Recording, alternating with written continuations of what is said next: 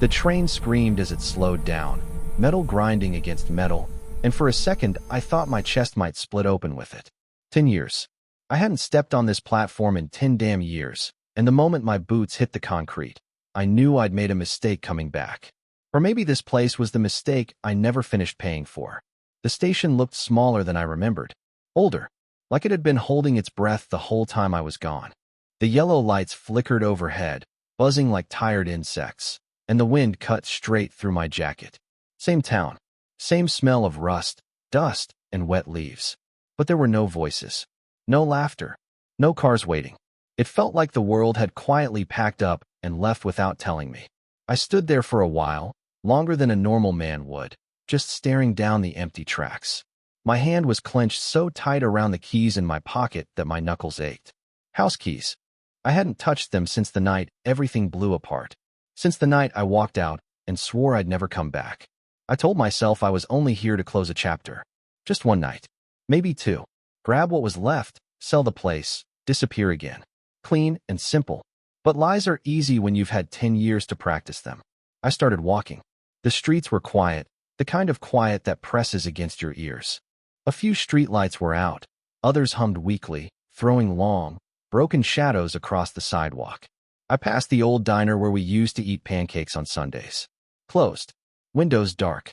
I passed the park where I taught my little girl how to ride a bike. The swings creaked in the wind, moving on their own like they remembered something I didn't deserve to forget. Every step pulled something loose in my head. Emily laughing in the kitchen, flour on her nose, pretending not to see me watching her. Emily crying in the bedroom, begging me to listen while I stood there, arms crossed, convinced I was right. Little Sophie sitting between us on the couch, eyes bouncing back and forth, trying to understand why love suddenly sounded like shouting. Love, pain, screams, prayers whispered into pillows at 3 in the morning, promises I made and broke in the same breath. By the time I reached the house, my stomach was tight and my mouth tasted like metal. It was still there. Same white paint, now peeling. Same crooked mailbox. Same front porch where I once sat all night, waiting for the door to open, waiting for forgiveness that never came. The place looked abandoned, but not dead, like it was watching me. Then I saw the door. It was open, just a crack, but enough. The porch light flickered on and off, slow and uneven, like a heartbeat struggling to keep time. For a moment, I honestly thought about turning around, getting back on the next train and letting the past rot in peace. Instead, I stepped forward. The door creaked as I pushed it, the sound loud enough to make me flinch. Inside, the air was cold and stale, thick with dust, and something else I couldn't name. The living room was a mess. Not the kind of mess that comes from neglect, but from hands that had torn through things with purpose. A chair was overturned. Drawers were pulled out and dumped. The lamp lay shattered on the floor. My heart started pounding so hard I could hear it in my ears. Then I saw the photo. It was face down near the coffee table. I knew what it was before I picked it up. I'd carried that image in my head for a decade. Me, Emily, and Sophie at the lake. Summer. Sunburns and cheap sunglasses. Sophie on my shoulders, smiling like the world hadn't taught her fear yet. My fingers trembled as I turned it over. The photo was slashed. A deep cut straight across the middle. My face was untouched. Sophie's too. But Emily's face, it was scratched out, ruined, carved until there was nothing left but white paper and rage. My breath caught in my throat. What the hell? I whispered, but the house didn't answer. That's when my phone buzzed. The sound made me jump like a gunshot. I pulled it out, hands shaking. No missed calls. Just one message. Unknown number.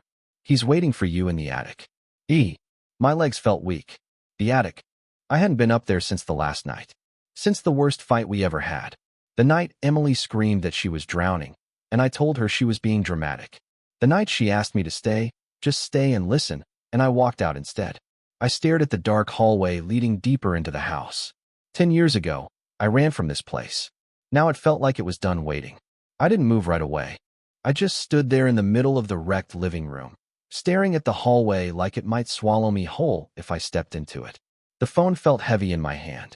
That message sat on the screen, calm and confident, like whoever sent it knew exactly what it was doing to me. He's waiting for you in the attic. I hadn't told anyone I was coming back. Nobody. So either this was some sick joke, or the past had teeth and finally decided to bite. I locked the front door behind me without really thinking about it. The click echoed through the house, loud and final. The air felt thicker as I walked down the hallway. Every floorboard creaked under my weight, complaining like it remembered me too. The walls were bare now. No photos. No drawings Sophie used to tape up with crooked bits of blue tape. I brushed my fingers along the paint, chipped and cold. 10 years ago, this hallway had smelled like coffee and laundry soap. Now it smelled like dust and old regret. The attic ladder hung from the ceiling at the end of the hall. I stood under it, looking up. The square outline of the hatch stared back at me like a bad eye. My chest tightened. This was where everything fell apart, where words turned into weapons, where I said things I can never take back. I pulled the cord. The ladder dropped down with a heavy thud, sending a puff of dust into the air. I coughed, waved it away, and put my foot on the first rung. The wood groaned under me, but it held. Each step up felt like walking backward through time. When I pushed the hatch open, cold air rushed down, carrying the smell of cardboard, old fabric, and something faintly sweet. Memories, maybe. The attic light flickered when I pulled the chain, then steadied. Boxes were stacked along the walls, just like we left them. Emily always said we'd sort through them someday. Someday never came. I stepped fully inside and closed the hatch behind me. That's when I saw the boxes had been moved. Not all of them. Just enough to make a narrow path down the center of the attic, leading to the far wall. My heart started racing again. I followed the path slowly, my eyes scanning every shadow. The first box was open. Inside were letters. Emily's handwriting. I knew it instantly, slanted slightly to the right. Careful but emotional, like she was afraid of her own thoughts. I picked one up. My name was on the envelope. I didn't open it. Not yet. Next to it was a small notebook. Her journal. I recognized the faded blue cover. She used to write in it late at night, sitting on the edge of the bed while I pretended to sleep. Then I saw the doll. Sophie's old doll, missing one eye, her yarn hair tangled and thin. My throat tightened. Sophie carried that thing everywhere. Even slept with it tucked under her arm, like it was guarding her dreams. My hands were shaking now. At the far end of the attic sat a small tape recorder. Old school. Plastic yellowed with age. A piece of masking tape was stuck to it, and written on it in black marker was one word. Listen. I crouched down, staring at it. Every instinct told me not to press play. That whatever was on that tape would change something I'd spent 10 years trying to keep buried. But I'd already come this far. I pressed the button. At first, there was only static. Then a breath. A familiar one. Emily's voice filled the attic, soft and tired. If you're hearing this, it means I couldn't say it to your face. My chest felt like it was caving in. I never cheated on you. I never stopped loving you. But I was losing myself in this house. In the silence. In the way we stopped seeing each other, even when we were standing in the same room. Her voice cracked, and I clenched my jaw. I tried to be strong. For Sophie. For you. But some nights, the walls felt like they were closing in. And you were already gone, even before you left. Tears burned my eyes. I didn't wipe them away. If you're back now, then I'm not. And I'm sorry for that. I'm sorry I couldn't hold on longer. Just know this. My leaving was never about another man. It was about surviving myself. The tape clicked off. I sat there in the attic, surrounded by the pieces of a life I abandoned, and finally understood something that hit harder than any fight we ever had. Emily didn't walk away from me. She was falling, and I never reached out. That's when I heard it. A soft sound behind me. Slow. Careful. Breathing. I turned my head, my heart slamming against my ribs, and realized I wasn't alone up there. I stayed frozen for a second, listening. The attic was quiet again, but it wasn't the same kind of quiet as before. This one felt aware. Like the air itself had weight. Hello. My voice came out rough, barely louder than a whisper. No answer. I slowly stood up, every muscle tight, and turned my whole body this time. The light bulb swung slightly above me, casting long shadows that crawled across the boxes. My eyes moved from corner to corner, searching for anything out of place. Emily. I said her name before I could stop myself. Still nothing. I told myself I was imagining it. Old houses make noise. Pipes shift. Wood settles. Fear fills in the blanks when guilt gets loud enough. I took a breath and stepped forward. That's when a figure moved near the far wall. I sucked in air so fast it hurt. Hey, I said louder now.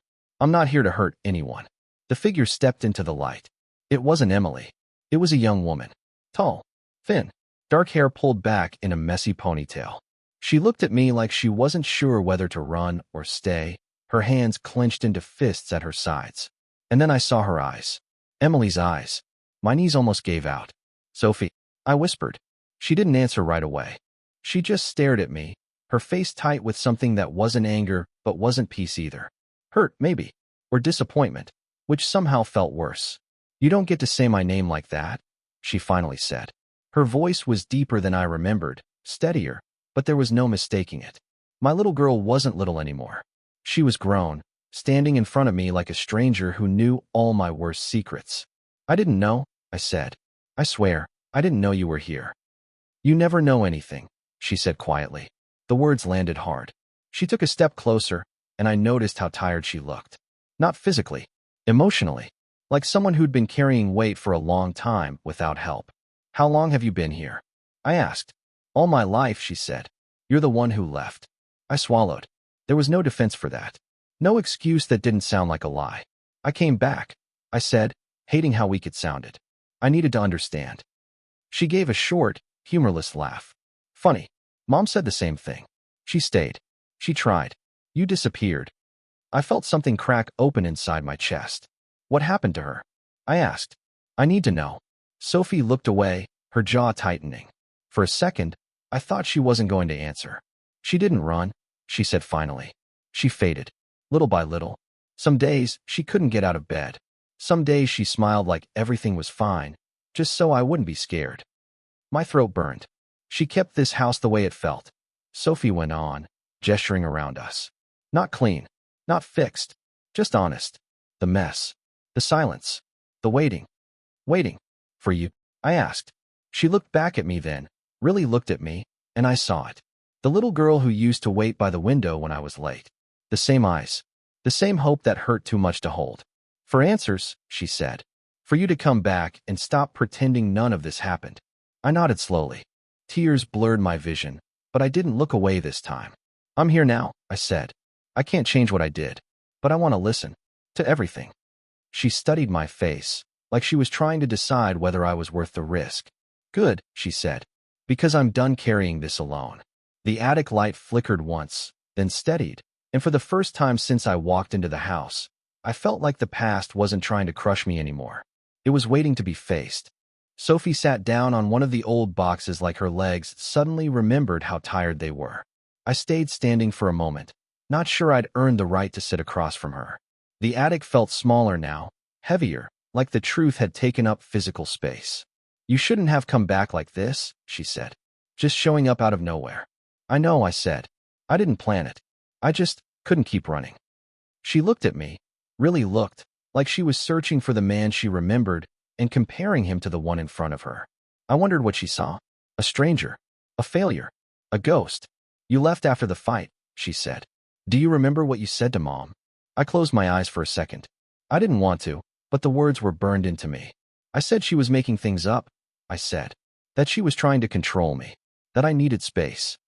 Sophie nodded slowly. "You told her she was broken." The word hit me harder than any punch ever could. "I didn't mean." "I know," she cut in. "But you said it anyway. And once you say something like that, it lives." She reached into one of the boxes and pulled out a folded piece of paper. "Careful, like it might fall apart if handled wrong." "She wrote this the night you left," Sophie said.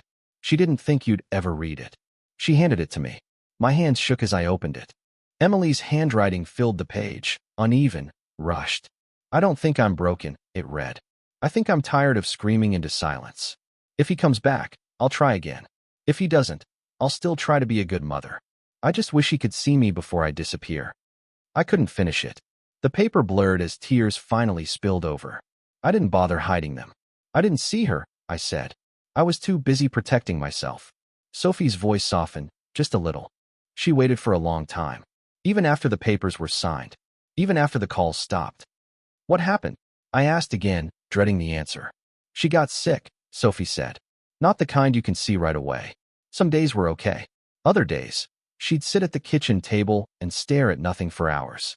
I pictured it too clearly. The kitchen, the chair, the quiet. "She went to therapy," Sophie went on. "Took meds. Tried to be strong. For me." I nodded, my chest tight. "And you?" She shrugged. I grew up fast. Somebody had to. There was no bitterness in her voice. Just fact. She died 2 years ago, Sophie said. The words landed and stayed. I'm sorry, I whispered, knowing how useless it sounded. She didn't want you blamed, Sophie said. She said everyone carries their own storms. Some people just don't know how to share them. I looked around the attic, at the boxes, the letters, the recorder. So you stayed. This was the only place that still felt like her, she said. I kept it the way it was. Not because I like living in a mess, but because fixing it felt like erasing her. I nodded slowly. That made sense in a way that hurt. I don't expect forgiveness, I said. I don't even expect you to want me here. Sophie stood up and walked past me, stopping near the hatch. She rested her hand on the ladder cord. I don't know what I want yet, she said. But I know this. Running didn't save you. And it didn't save us. She looked back at me, her eyes steady. If you're staying, she said, then you're really staying. No disappearing. No excuses. I swallowed hard. I'm here, I said. For as long as you'll let me be. She nodded once, then pulled the cord. The ladder creaked open, and the sound echoed through the house like a door finally unlocked. We climbed down together. Not close, not far, both of us unsure of where this path led. But for the first time in 10 years, I wasn't walking it alone. The kitchen light buzzed when Sophie flipped the switch, then settled into a dull yellow glow. Dust hung in the air, floating like tiny ghosts. I stood near the doorway, unsure where to put my hands, my feet, myself. This room used to be loud. Coffee brewing. Music playing from a cheap radio. Emily humming while she cooked. Now it felt like a place that had learned how to hold its breath.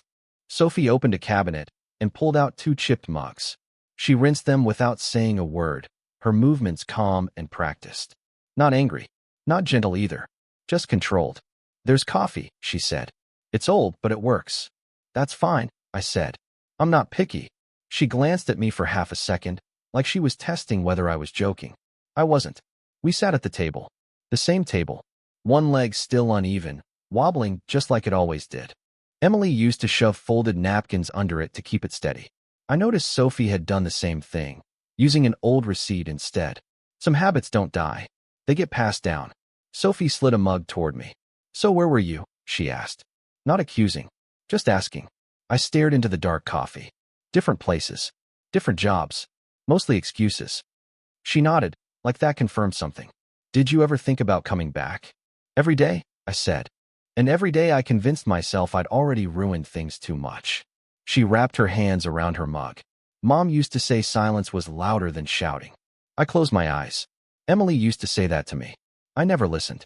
I didn't know how to be what she needed, I said. So I chose to be nothing instead. Sophie took a slow sip. She didn't need a hero. She needed a partner. The words were simple, honest, and devastating. We sat there for a while, the quiet stretching but not snapping. Outside, the wind pushed against the windows. Somewhere in the house, something creaked. Life continuing, even when you don't notice it. Why now? Sophie asked. Why come back after all this time? I looked around the kitchen, at the faded wallpaper, the stain on the ceiling from an old leak I never fixed. Because I finally got tired of lying to myself, I said. And because this place never stopped pulling at me. She studied my face again. I wondered how many times she'd imagined this moment. Or if she'd stopped imagining it altogether. You can sleep in the guest room, she said. Mom's room is still Mom's room. I understand, I said quickly. She stood up and took her mug to the sink. We'll talk more tomorrow, she said. I've got an early class. College? I asked. Community college, she said. Psychology. That didn't surprise me at all. She paused at the doorway, her hand resting on the frame. Just so you know, she said, without turning around.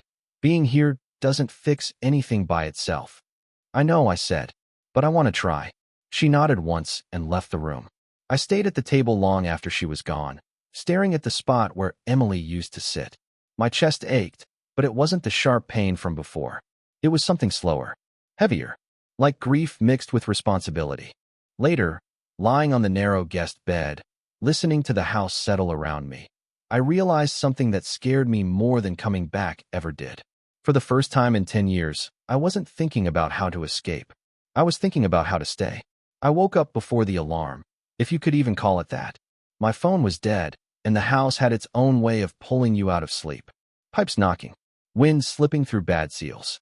The distant sound of a train horn that felt closer than it should have been. For a second, I didn't know where I was. Then it hit me. The attic. The tape. Sophie standing there with her mother's eyes, telling me everything I'd spent 10 years avoiding. My chest tightened, but I didn't roll over and hide from it. I sat up. The guest room smelled like old wood and laundry soap. Emily used to use too much detergent. Said it made things feel clean even when they weren't.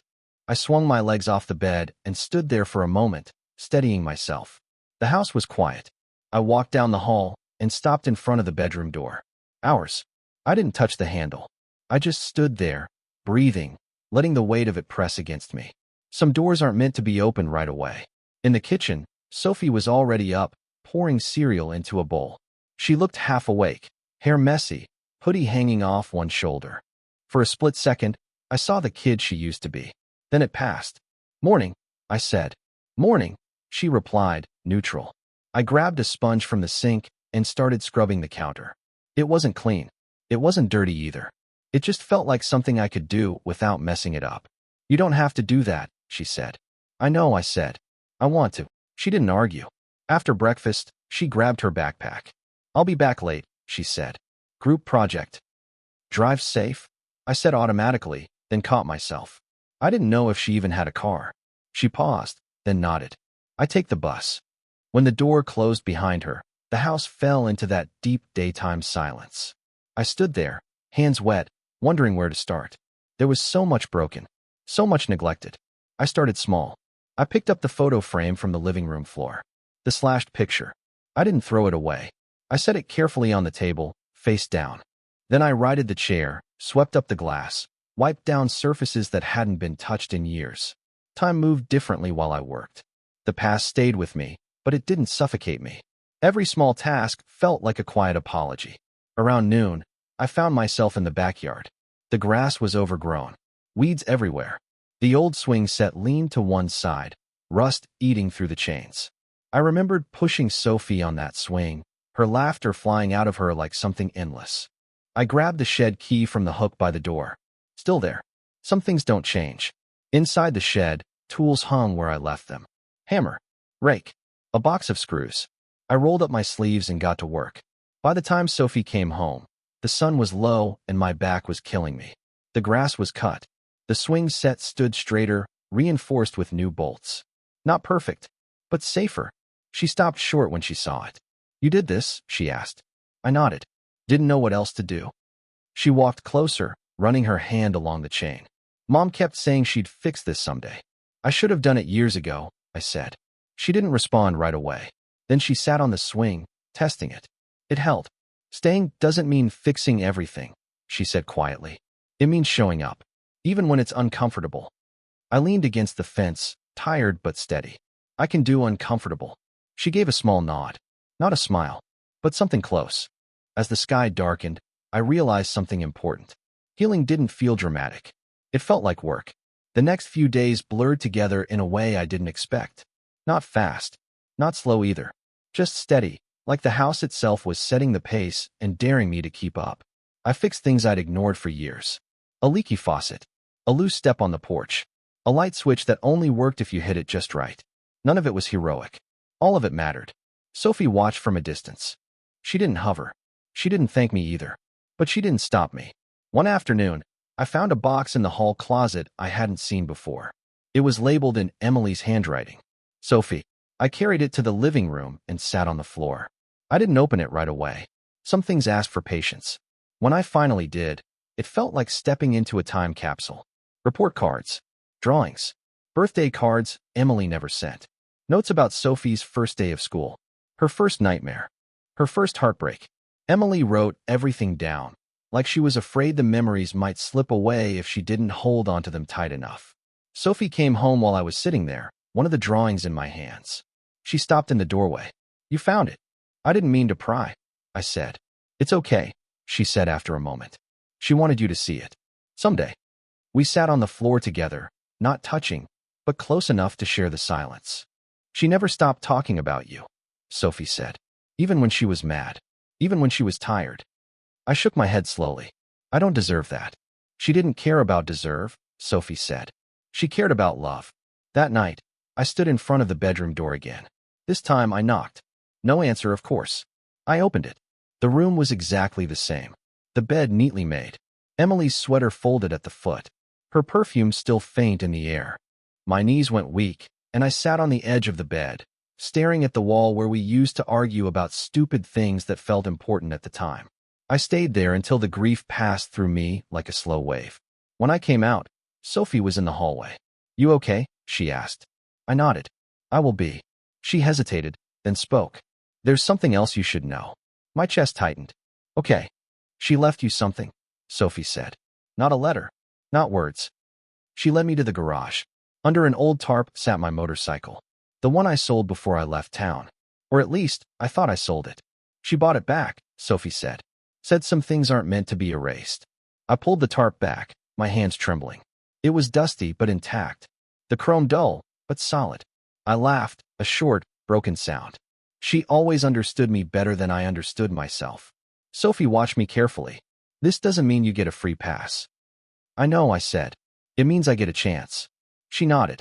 That night, I lay in bed staring at the ceiling, thinking about second chances and how rare they really are. Some people never get one. Some people get one and don't know what to do with it. I wasn't going to waste mine. Got it.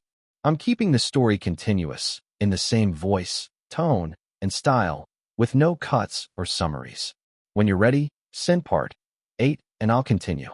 The rain started that night and didn't stop by morning. It tapped against the windows in a slow, steady rhythm, like the house was thinking out loud. I lay there listening, feeling something close to peace and something close to fear wrestling inside me. Change is louder on the inside. Sophie left early. I heard the door, the soft thud of it closing, the familiar finality of someone choosing to move forward. I made coffee and stood by the sink, watching the rain soak into the yard I'd just started to bring back to life. I decided to go through the attic again. Not to dig, not to reopen wounds, just to understand what I'd missed. The ladder creaked under my weight, same as before. The attic smelled the same too, but it didn't feel hostile anymore. Just quiet. Waiting. I picked up one of Emily's journals at random and sat against a box. I didn't read everything. That didn't feel right. But one page near the middle caught my eye. "I hope one day he forgives himself," she'd written. "Because carrying all that anger will destroy him faster than leaving ever destroyed us." I stared at those words for a long time. She saw it. Even back then. Saw what I couldn't. Later that afternoon, Sophie came home early. Her eyes were red, but not from crying. From exhaustion. "You hungry?" I asked. She shrugged. "I could eat." We made dinner together. Nothing fancy. Pasta. Jar sauce. Garlic bread a little too burned. We bumped into each other in the kitchen, laughed once, then went quiet again. But it wasn't awkward. It was new. Halfway through eating, she put her fork down. "I went to the cemetery today," she said. I froze. "I didn't know." "I didn't tell you," she replied. "I wasn't sure how you'd take it." I swallowed. "How was it?" She looked down at her plate. "Peaceful." I talked to her. "What did you say?" "That you were back," Sophie said. "And that I didn't know how I felt about it yet." That hurt. But it was honest. "What did she say?" I asked quietly. Sophie almost smiled. "Nothing. But somehow, that helped." After dinner, I asked her if she wanted to go for a drive. Not far. Just around town. She hesitated, then nodded. The motorcycle sat in the driveway like it had been waiting. I cleaned it earlier that day, checked the tires, topped off the oil. I handed her a helmet. "You don't have to," I said. "I want to," she replied. The town looked different from the road. Smaller. Softer. We passed the diner, the park, the school. Places frozen in time, but no longer sharp around the edges. We stopped at the overlook near the old bridge. The rain had eased, leaving the air cool and clean. We sat on the guardrail, staring out at the river. "She used to bring me here," Sophie said. "When things got heavy." "I didn't know," I said. "She didn't want you to feel guilty," Sophie replied. "She wanted you to feel loved." I nodded, my throat tight. "She believed people could change," Sophie said. "Not overnight. Not magically. But if they stayed." I looked at my daughter, really looked at her, and felt the weight of that word settle into my bones. "Stayed. I'm not going anywhere," I said. She didn't answer right away. Then she reached over and rested her head briefly against my shoulder. Just for a second. It felt like a lifetime. As we rode back home, the sky breaking open with streaks of late sunlight, I understood something that had taken me 10 years to learn. Coming back wasn't the hardest part. Staying honest was. The next morning, the sun came through the cracked blinds and slats, painting lines across the floor. The house felt alive in a way I hadn't noticed before. The walls didn't seem so heavy. The air didn't feel stale. Even the creaks in the floor sounded like they belonged rather than warning me. Sophie was already in the kitchen when I got there. She hummed quietly while making toast. I poured coffee and leaned against the counter. "You've been busy," she said without looking up. "Trying," I replied. "It's messy work." She smiled faintly. Not a full smile, but close. Enough to make the room warmer. We talked in bits and pieces that morning, not about the past, not about Emily, but about small things, school projects, a new show she liked, the stubborn neighbor cat. Ordinary words. Ordinary life. It felt strange and right at the same time. By mid-afternoon, we decided to tackle the living room. Dusty furniture, boxes stacked in corners, the photo on the floor. I lifted the photo first, hand steady this time, and set it on the mantel. Sophie watched silently. "I think it's time to fix some things in here," I said. "Like what?" she asked, tilting her head. "Everything," I said, little by little. We started with the walls. Patching holes, sanding rough spots, painting over the years of neglect. Sophie handed me brushes, paint trays, and sometimes just stood back to watch. We didn't talk much. The work spoke for us. Later, we moved the couch back into place. It was heavy, awkward, but together we got it right. Sophie laughed once when I tripped over a rug, and it felt like the first sound of home I'd heard in a decade. When the sun started to dip, we stood back and looked at the room. It wasn't perfect. Paint streaked in places, furniture slightly crooked. But it was ours again. Real. Honest. Sophie finally broke the silence. "Mom would like this," she said quietly. "I hope so," I said, swallowing. "I hope she knows I'm trying." She nodded. She'd see it. For the first time, I realized something about this house. It wasn't about cleaning or fixing things. It was about remembering. About keeping pieces of who we were, even when life tried to take them away. That evening, we sat in the living room, tired but satisfied. Sophie opened a box with old board games. We didn't play. We just looked at them, laughed at some of the pieces missing, and stacked them neatly again. "Maybe tomorrow we start the kitchen," I said. "Maybe," she replied. The sun finally set, leaving the room in soft shadows. I leaned back against the couch, exhausted but calm. The house felt like a living thing that had forgiven me in small ways. The air smelled faintly of paint and hope. Sophie curled up on the other couch with a blanket. I watched her for a long time, thinking about Emily, about mistakes, about the quiet strength of a girl who had survived so much and still believed in people. I realized then that the hardest part wasn't coming back. It was learning to stay, learning to rebuild not just a house, but a life. And somehow, having Sophie there made it feel possible. Real. For the first time in years, I wasn't haunted by the past. I was standing in it. And for the first time, it felt like home. The next morning, sunlight poured into the living room, catching dust motes like tiny stars floating in the air. I stayed on the couch longer than usual, listening to the quiet hum of the house. It wasn't oppressive anymore. It was steady, safe, almost. Sophie was up before me, as usual, making coffee and humming the tune Emily used to whistle. I watched her from the couch, realizing how much she had grown. The girl I left behind was now a young woman, strong, careful, carrying both pain and hope in the same steady rhythm. "Morning," I said when she turned, smiling faintly. "Morning," she replied. There was warmth in her voice now, soft and real. No defensiveness, no test, just recognition. I got up, poured myself a cup of coffee, and walked to the window. Outside, the yard looked tamed. The swing set stood straight, grass cut, flowers sprouting where I hadn't expected them to. Life had a way of finding cracks, even in old wounds.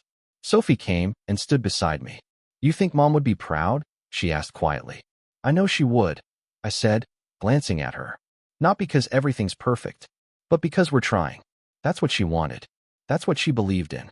We stood there for a while, shoulder to shoulder, watching the morning unfold.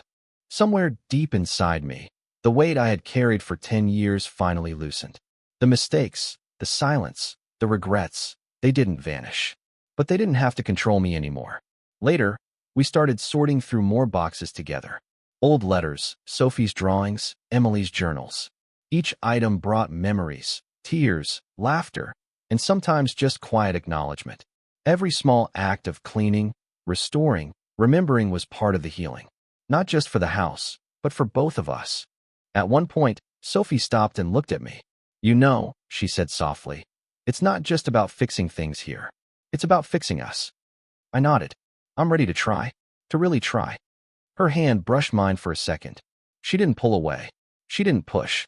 Just presence. Just trust. That night, after we finished dinner, we stepped outside. The stars were out, bright against the velvet sky. I thought about Emily, her laughter, her struggles, her love. About the past 10 years of silence, the years lost to fear and pride. And I realized something powerful. Sometimes love doesn't die because of betrayal. It dies because of the silence we allow to grow in the shadows of our own fears. I reached out, and Sophie took my hand. We didn't speak.